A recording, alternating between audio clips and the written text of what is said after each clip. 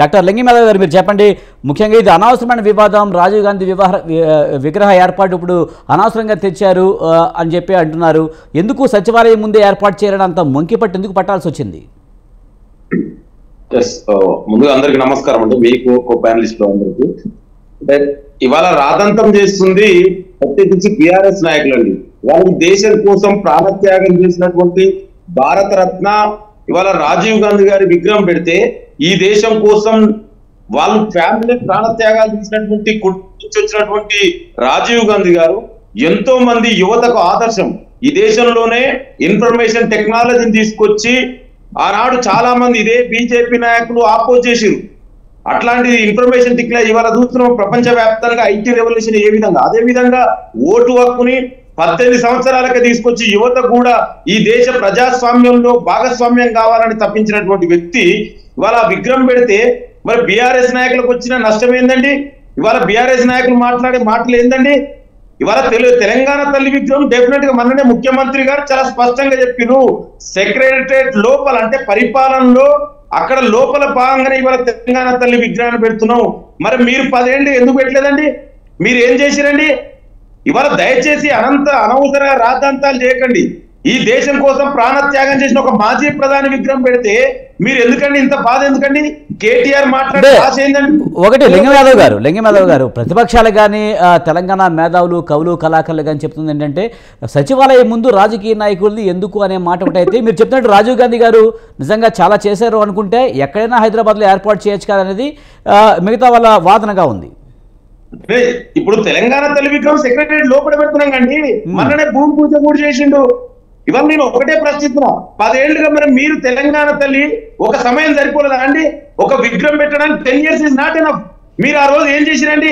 ఇవాళ దయచేసి అనవసరంగా ఇవాళ బీఆర్ఎస్ నాయకులు కేసీఆర్ లింగం యాదవ్ గారు ముఖ్యంగా బీఆర్ఎస్ వాదన ఏంటంటే తెలంగాణ తల్లి విగ్రహం ఏర్పాటు చేయాలని ప్రతిపాదించిన స్థలంలో ఇప్పుడు సడన్ గా రాజీవ్ గాంధీ విగ్రహాన్ని ఎందుకు ఏర్పాటు చేయాలి? వేరే చోట ఏర్పాటు చేయొచ్చు కదా, ఆల్రెడీ ప్రతిపాదించిన చోట ఎందుకు రాజీవ్ గాంధీ విగ్రహాన్ని పెడుతున్నారని అడుగుతున్నారు. మీరు మధ్యలో ఇంటరప్ట్ చేయండి, అదే చెప్తున్నాండి. 10 ఏళ్ళు మీరు ఏం చేశారు? ఎందుకు పెట్టలేకపోయారు? మీరు దయచేసి అనవసర రాద్ధాంతాలు ఇవాళ బీఆర్ఎస్ నాయకులు ఏం మాట్లాడాలో తెలియట్లేదు. వాళ్ళ ఫామ్ హౌస్ లో కేసీఆర్ కూకొని ఆడిస్తున్న డ్రామాలు ఇవన్నీ కూడా ఇవాళ మొన్ననే చూసాం. ఒకవైపు అంటే నేను ఏమంటున్నా అంటే మీరు నిజమైన ప్రతిపక్ష నాయకులు అయితే ప్రజాస్వామ్య సమస్యల గురించి మాట్లాడండి, ప్రభుత్వం దృష్టికి తీసుకురండి. మొన్న ఖమ్మంలో వరదల గురించి మరి ప్రతిపక్ష నాయకుడు ఎడబడుతుందండి, ఫామ్ హౌస్ నుంచి ఎందుకు బయటకు రాడండి? ఇవాళ దయచేసి దీని మీద రాద్ధాంతం చేయకండి. కూల్చేస్తామండి. ఏం కూల్చేస్తామండి? ఈ దేశం కోసం ప్రాణత్యాగం చేసినటువంటి వ్యక్తి ఈ దేశ ప్రధాని అంటే మరి తెలంగాణ దేశంలో లేదా? ఏం మాట్లాడతారండి? దయచేసి అనవసరంగా అక్కడ మీరు ఎందుకు పెట్టలేదు? 10 ఏళ్ళుగా మీరు చేస్తే ఎవరొద్దన్నారు? మిమ్మల్ని ఆపింది ఎవరు? అంటే ఇవాళ మీకు తెలంగాణ తల్లి గుర్తొచ్చిందా 10 ఏళ్ల తర్వాత?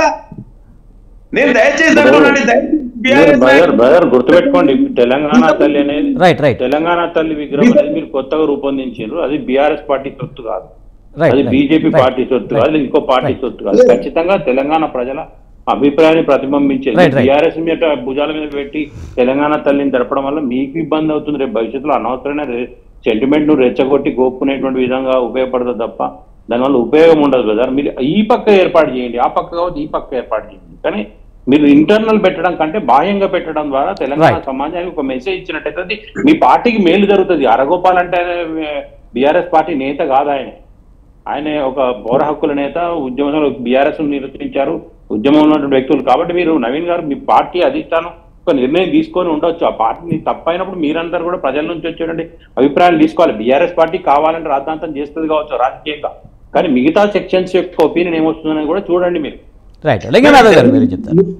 మీరు అన్న దానికి వాళ్ళ ప్రజల మేధావులు, తెలంగాణ కవులు, కళాకారులు, రచయితలు, మేధావు వాళ్ళందరి అభిప్రాయం మేరకే ఇవాళ తెలంగాణ తల్లి విగ్రహాన్ని కూడా రూపొందించడం జరుగుతుంది.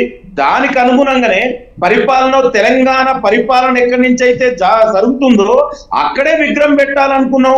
ఇవాళ దాని అందరూ కూడా తెలంగాణలో మెజార్టీ మేధావుల అభిప్రాయాల మేరకే నిర్ణయం జరుగుతుంది.